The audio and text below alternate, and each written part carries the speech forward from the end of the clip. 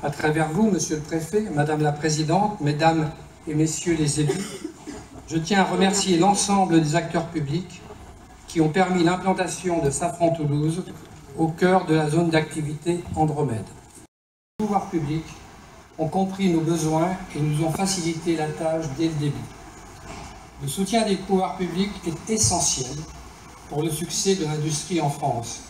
Il doit intervenir à tous les niveaux. En amont, avec le financement de la recherche fondamentale ou le crédit impôt recherche, nécessaire pour assurer l'avenir de l'emploi en France dans le domaine de la R&D. Dans une société telle que le groupe Safran, il y aurait plus de 1000 emplois à risque si ce crédit impôt recherche venait à disparaître ou en tout cas réduire de façon importante par rapport à ce qu'il est aujourd'hui.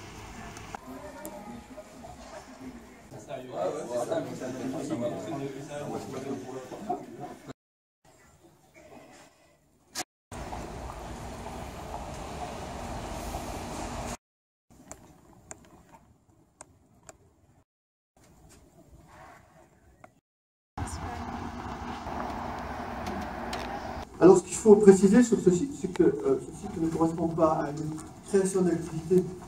Ce site a été conçu pour regrouper des activités tertiaires qui étaient déjà présentes dans la région. Ensuite, un des objectifs peut-être le plus important, favoriser les synergies. Effectivement, en regroupant toutes les entités de la société qui ont une activité très proche de l'avion plus électrique, on permet à des entités de travailler ensemble en même temps sur un même projet.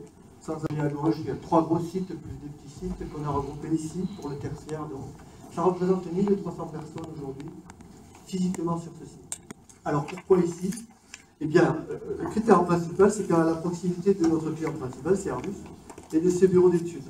Le deuxième critère, c'est la proximité de l'aéroport. Mais il y a les 3 sites qui répondaient à ces 2 critères. Et on a choisi celui-là parce qu'en plus, on a une zone un peu mieux desservie au plan du réseau routier, avec des transports en commun, le tram passe près.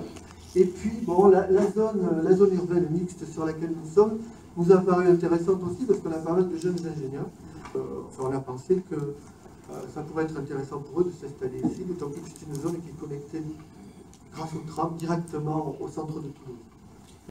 Vous voyez, trois entités comme ça. Sur les 2 premiers étages, elles sont reliées. On a installé les services qui ont besoin de communiquer entre eux. Sur les 2 premiers étages. Et ensuite, sur les étages suivants, c'est des services qui ont une activité un petit peu plus autonome et qui sont dédiés, chacun à son entité.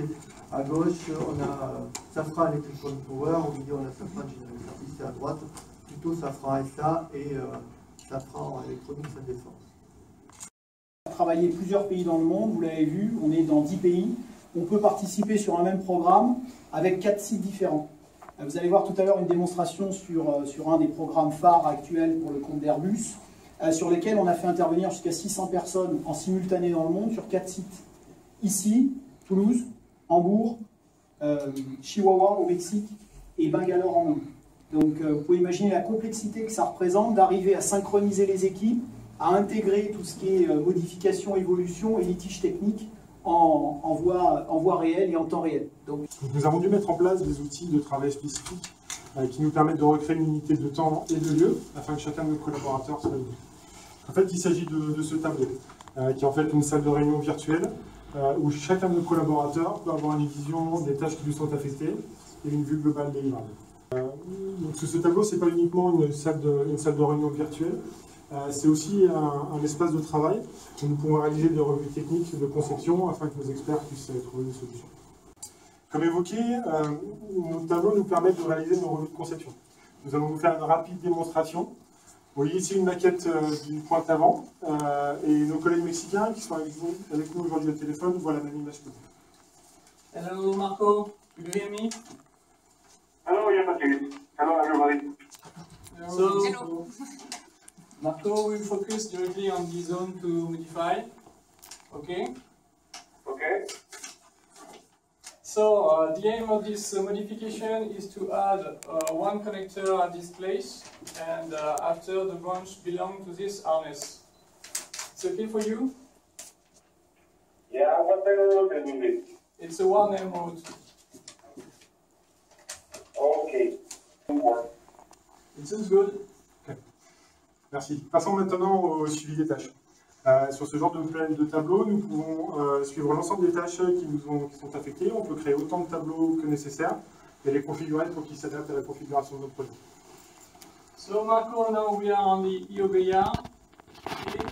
A group of drawing here is linked to the modification, so I put it and I slide it to add in your available for you. Is it okay for you? Okay. Yeah, issue number 3, I think we can start working right away. And I think you can have it in the morning. Is that okay for you? Thank you, Marco. Thank you for your activity. Donc bonjour, bienvenue au training center de Safran Electrical & Power. Pour rappel, Safran Electrical & Power, c'est le leader mondial des activités d'installation électrique sur les deux continents, Europe et Nord-Amérique. Les activités qu'on propose, de services qu'on propose à nos clients, sont des activités d'installation et d'application de modifications tardives sur leur site d'assemblage final.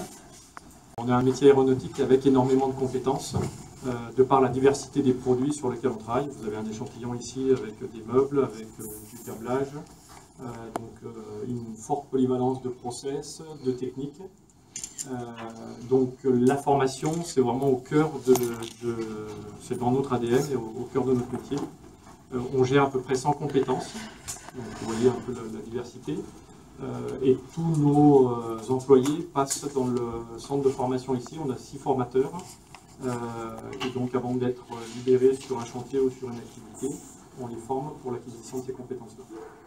Il y a également tout le personnel qui est amené à évoluer d'une activité à une autre, qui viennent ici avant d'aller sur une autre activité pour avoir tous les compléments de formation.